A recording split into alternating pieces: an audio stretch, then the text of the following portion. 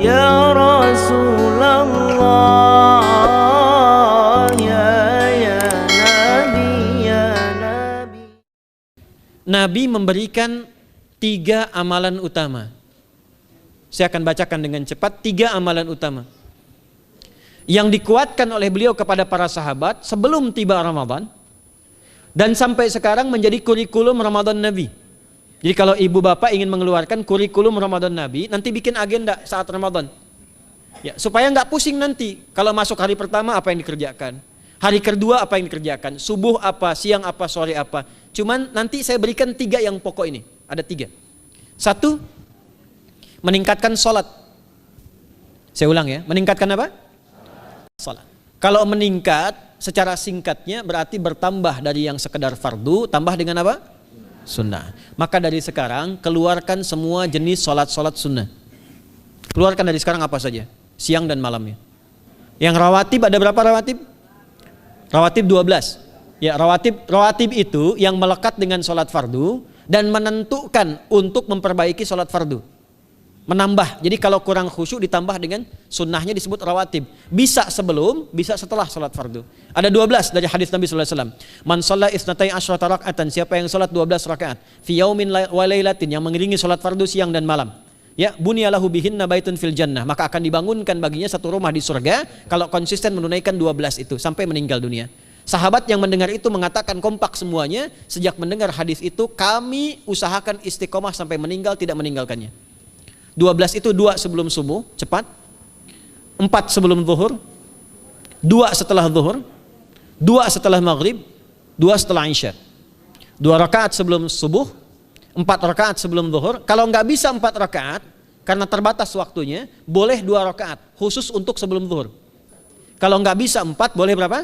2. Dalilnya hadis Ibnu Umar radhiyallahu taala anhuma. Kata beliau, hafidtu asyra rakaatin, saya hafal 10 rakaat dari Nabi sallallahu alaihi wasallam salat sunnah. Maka menyebutkan sebelum zuhur 2 rakaat. Baik, jadi 12 ya, 2 sebelum subuh, 4 sebelum zuhur, 2 setelah zuhur, 2 setelah maghrib, 2 setelah isya. Ini yang disebut dengan rawatib. Jamak dari kata ratib. Di luar ini mutlak. Mutlak ini ada yang berdampingan dengan salat fardu, ada yang terpisah. Contoh yang berdampingan, 4 rakaat sebelum asar. 4 rakaat ini bukan disebut rawatib, tapi salat mutlak.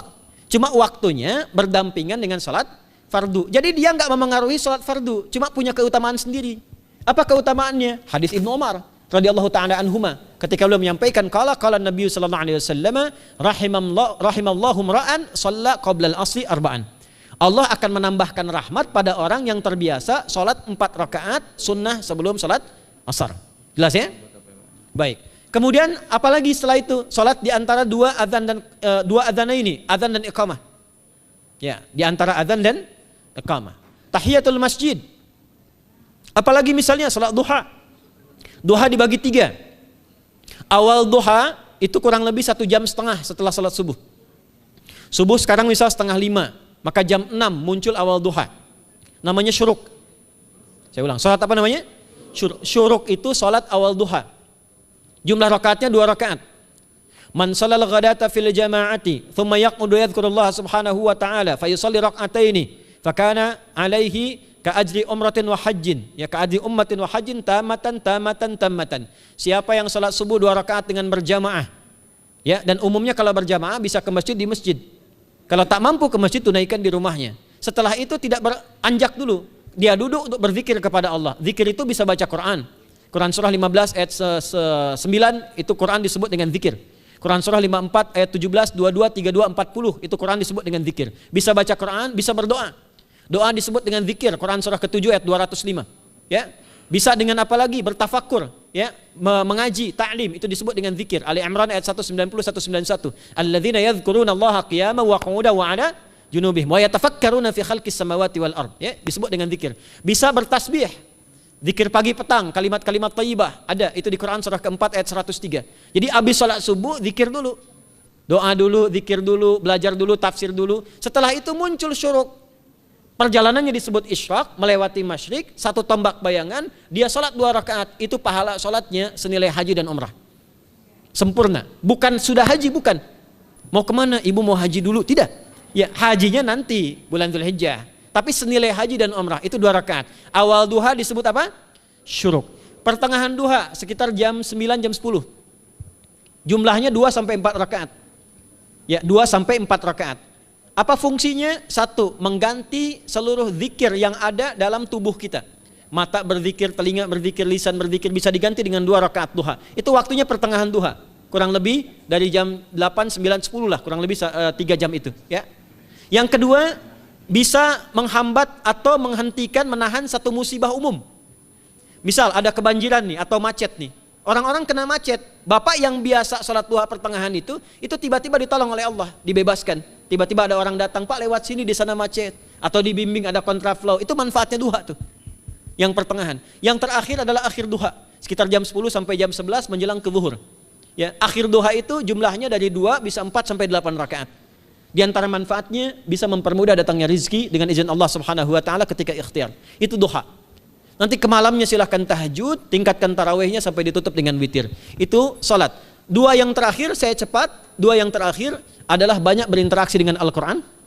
Ada 3 caranya. 1, banyak membaca. Itu namanya qiraah. Silahkan Bapak Ibu siapkan dari sekarang, targetnya khatam misalnya 1 kali, berapa juz? 30 juz. Kalau mau gampang bagi 30, berarti 1 hari berapa?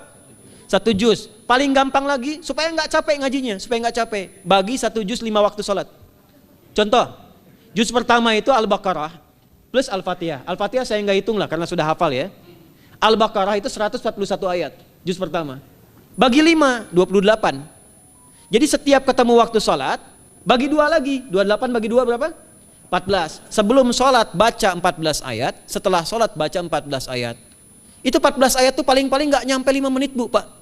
Kalau investasi 10 menit setiap waktu sholat, bagi 2 kita baca 14 ayat, itu insya Allah selesai Ramadan khatam Quran. Itu udah rumus. Ya, tidak cukup dengan amin, siapkan dari sekarang. Siapkan. Ya.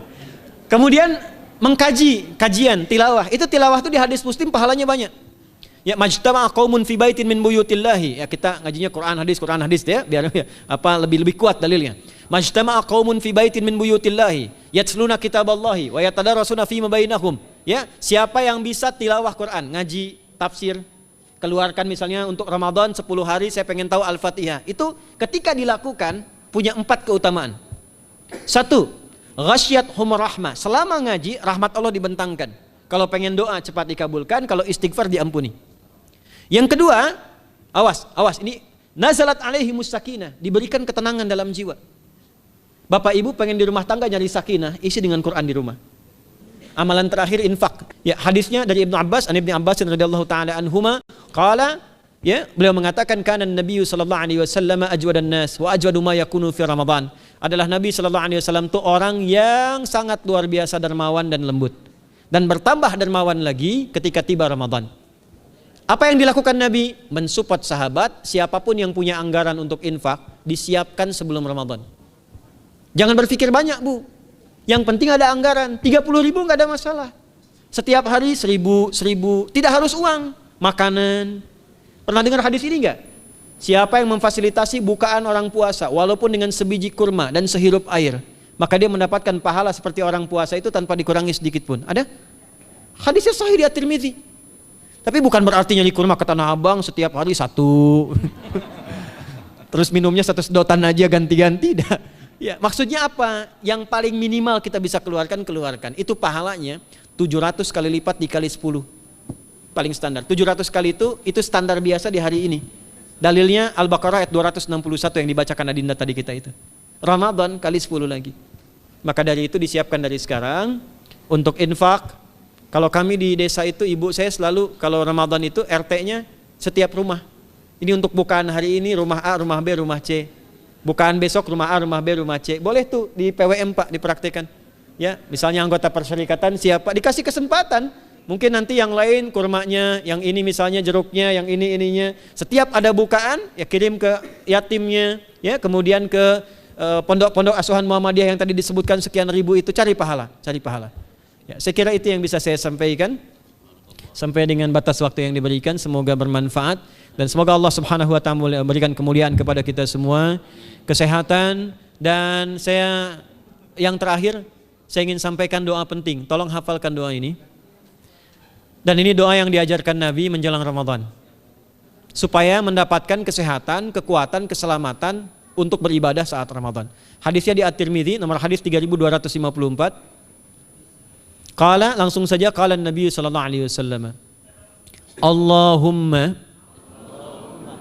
ahillahu alaina bil yumni wal iman was salamati wal islam rabbi wa rabbukallah. Nah, itu tolong nanti dihafalkan, tadi sudah direkam, dibimbing. Nanti ketika ditetapkan masuk awal Ramadan, bacakan itu. Ya Allah, anugerahkan awal Ramadan kepada kami dengan ketenangan, kedamaian, kekuatan iman, keselamatan, sehat, nggak sakit sampai selesai puasanya, diberikan kekuatan untuk ibadah dalam keislaman dan diikhlaskan hanya karena Allah Subhanahu wa taala.